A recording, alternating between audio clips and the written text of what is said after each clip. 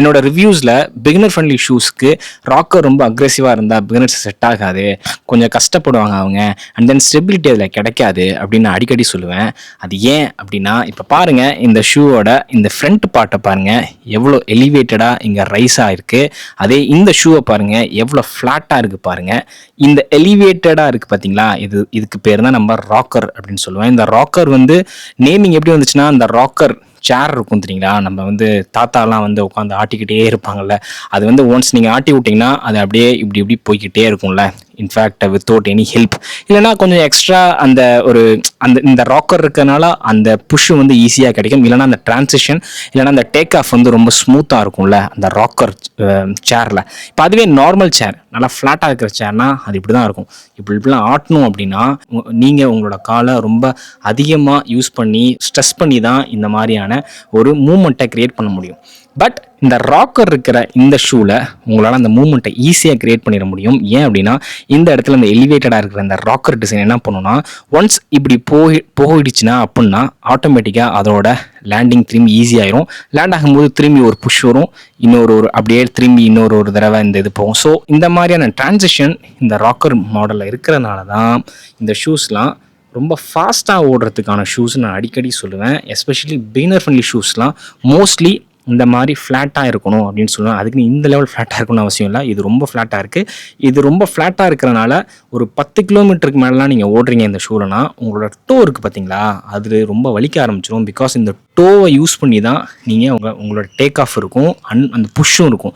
So almost உங்கள் to வந்து ரொம்ப கஷ்டப்பட்டு இந்த டிரான்சிஷனை க்ரியேட் பண்ணும். வேறஸ் இதில் அப்படி இல்லவே இல்லை.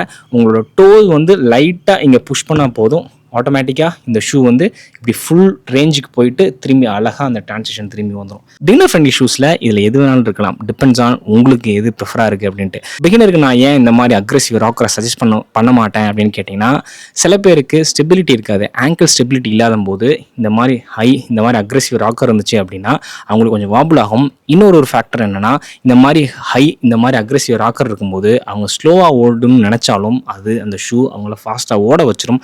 அதனால் அதிகமாக மூச்சு வாங்கும், அதனால் அவங்களுக்கு ரன்னிங்கே பிடிக்காம போயிடும். பட் சில பேருக்கு நல்ல ஸ்ட்ராங்கான ஆங்கிள் இருக்கும், நல்ல நியூட்ரல் ஆர்க் இருக்கும், அதனால் அவங்களால மேனேஜ் பண்ணி ஸ்லோவாக ஓடிடுவாங்க. அதனால தான் இந்த ஷூ நோசா ட்ரை 16 நிறையா பிகினர்ஸ் நான் வந்து சஜஸ்ட் பண்ணியிருக்கேன்.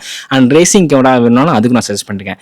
இந்த ஷூ பார்த்தீங்கன்னா ரொம்ப ஃப்ளாட்டாக இருக்குது. உங்களுக்கு 5 கிலோமீட்டர் தான் டெய்லியும் ஓடுவீங்க, 10 கிலோமீட்டர் தான் மேக்ஸிமம் எப்பயாவது ஓடுவீங்கன்னா இந்த மாதிரி ரொம்ப ஃப்ளாட்டாக இருக்கிற ஷூஸில் போகலாம். இல்லைனா கொஞ்சமாக எலிவேட்டாக இருக்கணும், கொஞ்சமாவது லைட்டாக எலிவேட்டடாக இருந்ததுன்னா கொஞ்சம் ஈஸியாக இருக்கும். உங்களோட ரன்னிங் வந்து அந்த ப்ரொபோர்ஷன் வந்து ரொம்ப ஈஸியாக இருக்கும். உங்களுக்கு அந்த டைம்னஸ் தெரியாது, கொஞ்சம் உங்களை அறியாமல் நீங்கள் ஃபாஸ்ட்டாக ஓட ஆரம்பிச்சிருவீங்க. அதுக்கப்புறம் அந்த டைமை பார்க்கும்போது செமையாக இருக்குடா அப்படின்னு நீங்கள் நினச்சிப்பீங்க.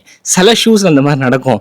டக்குன்னு நீங்கள் ஓடி முடிச்சுட்டு வந்ததுக்கப்புறம் என்னப்பா நான் பயங்கர ஃபாஸ்ட்டாக ஓடிருக்கேன் அப்படின்னு நினைப்பீங்க. அப்போது அந்த ஷூ கொஞ்சம் ஹெல்ப் பண்ணியிருக்கும். அந்த அக்ரெசிவ் ராக்கர் இருக்கிற அந்த மாதிரியான டிசைனில் இருக்கிற ஷூஸில் நீங்கள் ஓடும்போது அந்த மாதிரியான இன்சிடென்ட் நிறையா தடவை நடக்கும். எனக்கு நிறையா தடவை நடந்திருக்கு. ஸோ இதுதான் அந்த ஓவராலாக அந்த டிசைனில் இருக்கக்கூடிய ஒரு நல்லது கெட்டது அப்படின்னு சொல்லலாம். ஸோ என்ன கேட்டிங்கன்னா, பிகினர்ஸுக்கு நான் சேஃபாக எதை சொல்லுவேன்னா இந்த மாதிரியான ஒரு ஷூ தான். இந்த ஷூ பாருங்கள், இந்த ஷூ மாதிரி ரொம்ப ஃப்ளாட்டாகவும் இல்லை, இந்த ஷூ மாதிரி பயங்கர அக்ரெசிவாகவும் இல்லை. இதோட ராக்கர் வந்து இங்கே ஆல்மோஸ்ட் அந்த எட்ஜில் மட்டும் அந்த ராக்கர் வந்து எலிவேட் ஆயிருக்கு. ஸோ இந்த மாதிரி ஷூ உங்களுக்கு அந்த ஸ்டெபிலிட்டியும் தரும், ஃபாஸ்ட்டாகவும் புஷ் பண்ணாது, அண்ட் தென் உங்களுக்கு அந்த டிரான்சிஷனையும் கொஞ்சம் ஸ்மூத்தாக இருக்கும். இதனால தான் ராக்கரை வந்து டிஃப்ரெண்ட்டாக அவங்க ட்ரை பண்ணுறாங்க எல்லா ஷூலையும். So that's it from me. Thank you so much for வாட்சிங் this video. Love you all. Happy running. Be safe. Piece.